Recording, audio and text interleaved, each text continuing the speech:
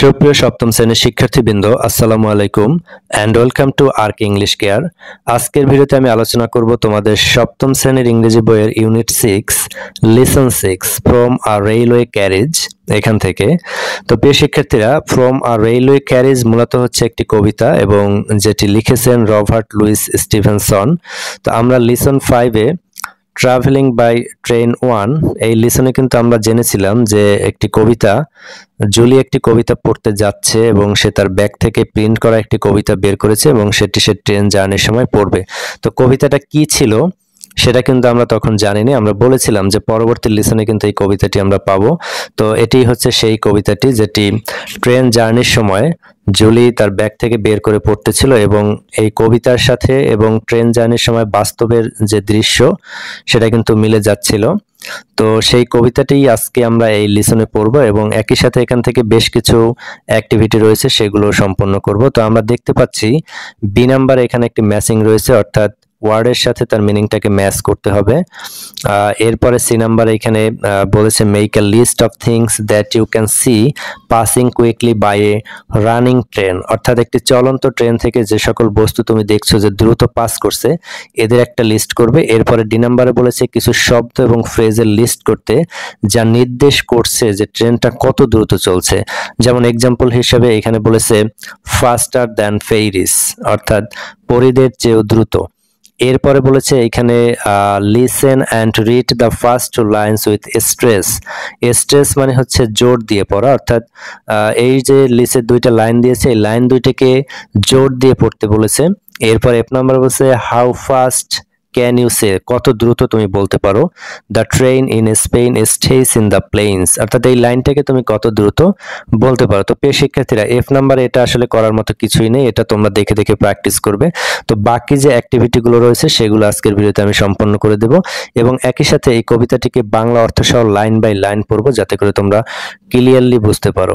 তো প্রিয় শিক্ষার্থীরা, এই কবিতাটি পড়ার পূর্বে এখান থেকে তোমাদেরকে কিছু আগে গুরুত্বপূর্ণ ওয়ার্ড মিনিং দিতে চাই যেগুলো কবিতাটি বুঝতে অত্যন্ত সাহায্য করবে। তবে তার পূর্বে সংক্ষেপে একটু বলে দেই আসলে এই কবিতার মূল বিষয়টা আসলে কি ছিল এখানে, অর্থাৎ কবি কি বুঝাতে চেয়েছেন আমাদেরকে। সেটা হচ্ছে ট্রেন যাত্রার সময় প্রাকৃতিক সৌন্দর্য ও জীবনের দ্রুত পরিবর্তনশীলতাই এই কবিতার মূল বিষয়। অর্থাৎ ট্রেন জার্নির সময় তুমি যদি চলন্ত ট্রেনের জানালা থেকে বাহিরে তাকাও, বাহিরের যে প্রাকৃতিক দৃশ্য সেটা কিন্তু তোমাকে মুগ্ধ করবে।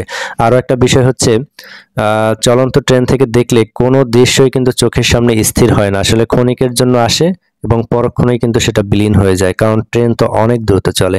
তো প্রিয় শিক্ষার্থীরা, চলো কথা না বাড়িয়ে এখান থেকে কিছু গুরুত্বপূর্ণ ওয়ার্ড মিনিং দেখে নেই, তারপরে কবিতাটিকে বাংলা অর্থ সহ পড়ি। তো দেখো এখান থেকে গুরুত্বপূর্ণ ওয়ার্ড মিনিং হচ্ছে হেজ, হেজ মানে হচ্ছে ঝোপঝাড়, ডিস, ডিস মানে হচ্ছে নালা, এরপর হচ্ছে সার্জ আক্রমণ, উইঙ্ক চোখের পলক, ব্রাম্বেল কাঁটাযুক্ত গুল্ম, গুল্ম মানে হচ্ছে এক ধরনের লতা। এরপর হচ্ছে ট্রাম্প, ট্রাম্প মানে হচ্ছে ভবঘুরে ব্যক্তি, গরিব ভবঘুরে ব্যক্তি, মানে কিছু মানুষ আছে না যাদের সমাজে কোনো কাজকর্ম থাকে না, শুধু ঘোরে এরা। তারপর হচ্ছে স্ট্রিঙ্গিং গাথা বা গেথে তোলা, লাম্প ভারী পিণ্ড বা দলা, গ্লিম্পস এক ঝলক দেখা, ফেইরি পরি, উইস মানে হচ্ছে ডাইনি, মিডো তৃণভূমি বা ঘাসের মাঠ। এরপর হচ্ছে ক্যাটেল, ক্যাটেল মানে হচ্ছে গবাদি পশু, স্ক্রাম্বেল উঠা বা হুলুপুটি করে চলা, গেইজ একদৃষ্টে তাকানো, রান অ্যাওয়ে পালিয়ে যাওয়া, কার্ট, কার্ট মানে হচ্ছে গরুর গাড়ি। এরপর হচ্ছে মিল কল বা চাকা।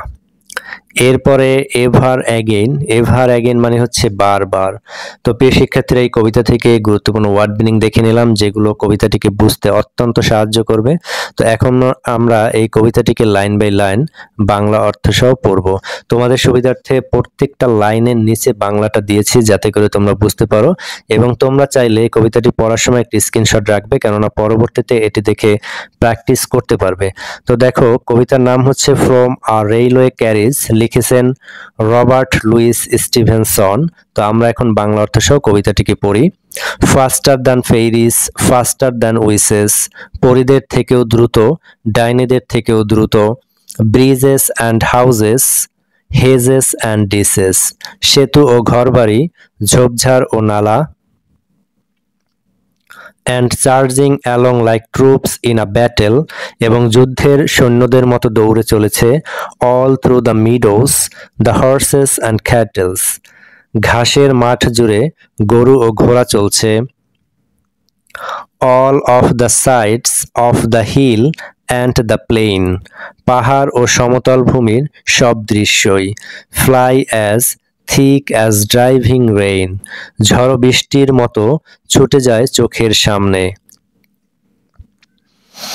and ever again in the wink of an eye, আর বারবার চোখের পলকেই, পেইন্টেড স্টেশনস হুইসেলড বাই, রঙিন স্টেশনগুলো শো শো করে চলে যায়।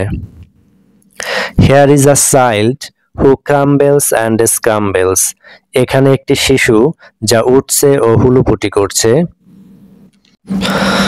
এরপর রয়েছে দেখো all by himself and gathering brambles, সে একা একা কাঁটাযুক্ত গুল্ম তুলছে। Here is a tramp who stands and gazes, এখানে একটি ভবঘুরে লোক দাঁড়িয়ে একদৃষ্টে তাকিয়ে আছে। And here is the green for stringing daisies, এবং এখানে রয়েছে ঘাসযুক্ত গাথার সবুজ মাঠ। Here is a cart run away in the road, এখানে রাস্তার মধ্যে ছুটে চলেছে একটি গরুর গাড়ি। Lumping along with man and load, মানুষ ও মালসহ ভারে ভারে চলছে। And here is a mill and there is a river, এখানে একটি কল আর ওখানে একটি নদী। Is a glimpse and gone for ever, প্রতিটি এক ঝলকে দেখা যায় আর চিরতরে হারিয়ে যায়। তো প্রিয় শিক্ষার্থীরা, কবিতাটি শেষ হয়ে গেল। তো তোমরা দেখলে যে কবিতার প্রত্যেকটা লাইনেই কিন্তু সেই বর্ণনাটা দেওয়া আছে, অর্থাৎ চলন্ত ট্রেনের জানালা থেকে বাহিরে তাকালে যেরকমটা দেখা যায়, আসলে কোনো দৃশ্যই কিন্তু বেশিক্ষণ স্থায়ী হয় না, প্রত্যেকটা দৃশ্যই ক্ষণিকের জন্য আসে এবং এক পলকেই আবার সেটা মুহূর্তেই বিলীন হয়ে যায়। এরপরে যে বাকি যে অ্যাক্টিভিটিগুলো রয়েছে সেগুলো আমরা একটু দেখে নেব। তো এরপরে আমাদের আসলে ম্যাচিং ছিল, একটি ওয়ার্ডের সাথে তার অর্থের মিল করতে হবে। তো সেই ম্যাচিংটি আমি এখানে সাজিয়েছি। তো দেখো, প্রথমে ছিল আমাদের হেজ। হেজ মানে আমরা ওয়ার্ড মিনিং পড়ার সময় জেনেছি যে হেজ মানে হচ্ছে ঝোপঝাড়। তো এর সাথে আমাদের যে অপশনটা মিলবে সেটা হচ্ছে a row of bushes or small trees, ঝোপঝাড়ের সারি। এরপর 2 নম্বর ছিল ডিস। ডিস মানে হচ্ছে নালা বা নর্দমা, আ ক্যানেল or drain.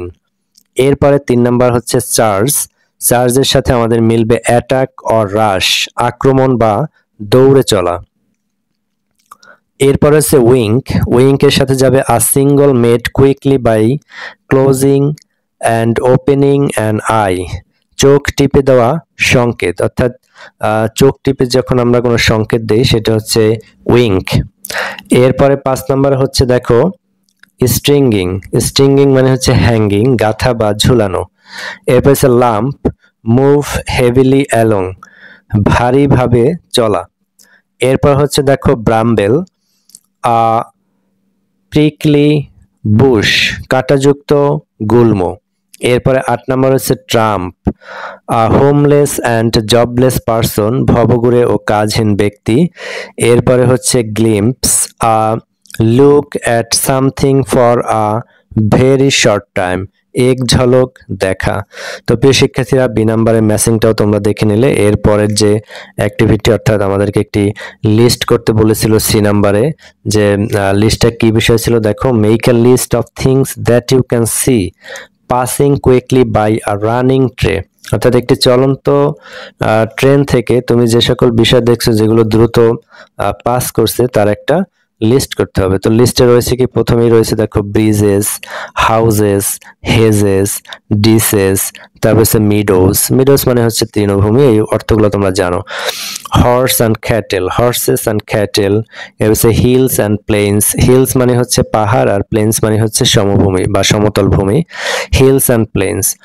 Painted stations, painted stations বলতে বোঝাচ্ছে রং করা বা রঙিন স্টেশন। এরপর হচ্ছে চিলড্রেন, চিলড্রেন মানে তো হচ্ছে শিশুরা। এরপর হচ্ছে ব্রাম্বেলস, ট্রাম্প, তারপর হচ্ছে ফিল্ড। এরপর হচ্ছে run away carts, mills, rivers. তো এই যে তালিকাটা, প্রিয় শিক্ষার্থীরা, আমি আশা করছি এই তালিকা তোমরা একটি স্ক্রিনশট রাখছো, কেননা পরবর্তীতে এটি দেখে তোমরা প্র্যাকটিস করতে পারবে। তো এর পরের অ্যাক্টিভিটি ছিল আমাদের ডি নাম্বারে কিছু ওয়ার্ড এবং ফ্রেজের লিস্ট করতে হবে, যেটা দ্বারা নির্দেশ করছে যে এই ট্রেনটা কত দ্রুত চলছে, এমন কিছু ওয়ার্ড বা শব্দের লিস্ট করতে হবে। তো সেগুলো হচ্ছে কি, দেখো ফাস্টার দ্যান ফেইরিস, এটা কিন্তু আমাদের প্রথম লাইনেই ছিল। এরপরে ফাস্টার দ্যান উইসেস, অর্থাৎ পরীরা কত দ্রুত চলতে পারে।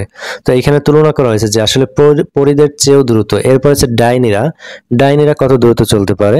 তো ট্রেনকে তুলনা করা হয়েছে যে ট্রেন আসলে এই ডাইনিদের চেয়েও দ্রুত চলছে, এই জন্য বলছিল ফাস্টার than Ferris, ফাস্টার than wishes. Charging along, fly as thick as driving rain, ever again in the wink of an eye। এরপর হচ্ছে হুইসেল বাই, তারপর হচ্ছে গন ফর এভার। তো এখানে 7টি শব্দ রয়েছে।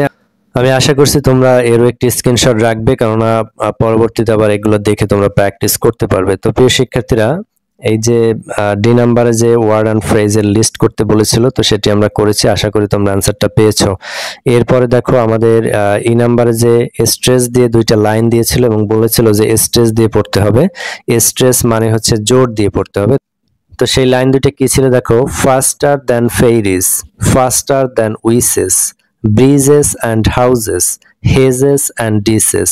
তো এইখানে আমাদের কি করতে হবে, জোর দিয়ে পড়তে হবে। তো জোর দিয়ে কিভাবে পড়বো দেখো, এই দুটি লাইনে শব্দের উপর জোর দিয়ে পড়তে হবে, যেমন ফাস্টার, ব্রিজেস। এই যে দেখো এর উপরে একটি চিহ্ন দেয়া আছে, এর মানে হচ্ছে এখানে এর উপরে একটা জোর দিতে হবে, স্ট্রেস দিতে হবে, ফাস্টার, ফাস্টার। এরপর হচ্ছে ব্রিজেস, এখানে আয়ের উপরে একটা জোর পড়বে, ব্রিজেস।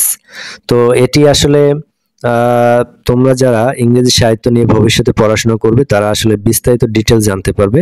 আমরা এটিকে অনার্সে পড়েছি যে স্ট্রেস কি বা কোথায় কিভাবে দিতে হয়। তো তোমাদের আসলে জাস্ট একটু পরিচয় করানো হলো যে আসলে স্ট্রেস কি বা ইংরেজি সাহিত্যে স্ট্রেস নামে কিছু রয়েছে। তোমরা শুধু জাস্ট এইটুকুই জানলে, এর বেশি আসলে এখানে কিছুই নেই। তো তোমরা যদি ভবিষ্যতে ইংরেজি সাহিত্য নিয়ে পড়াশোনা করো তখন কিন্তু এই সম্পর্কে বিস্তারিত জানতে পারবে। তো প্রিয় শিক্ষার্থীরা, আজকের ভিডিওটি আমি এখানেই শেষ করব। আশা করি ভিডিওটি তোমাদের ভালো লেগেছে। আর ভিডিওটি যদি তোমাদের ভালো লেগে থাকে তোমরা লাইক, কমেন্ট, শেয়ার করবে এবং অবশ্যই চ্যানেলটি সাবস্ক্রাইব করে পাশে থাকবে। তো পরবর্তী লিসনের ভিডিও দেখার আমন্ত্রণ জানিয়ে আজকের ভিডিওটি এখানেই শেষ করছি। আল্লাহ হাফেজ।